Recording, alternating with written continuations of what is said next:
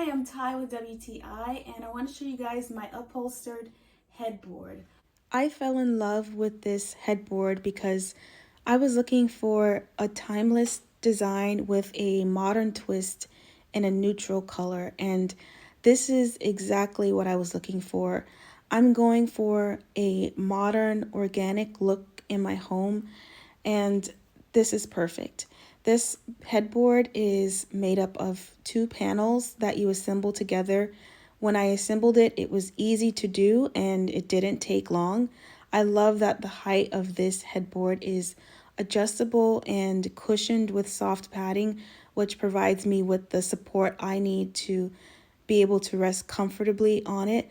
And I think that the linen panels adds a touch of natural sophistication and coziness to my bedroom. So if you're looking for a versatile headboard with a polished appearance, I definitely think that you should give this headboard a try. And that's my point of view.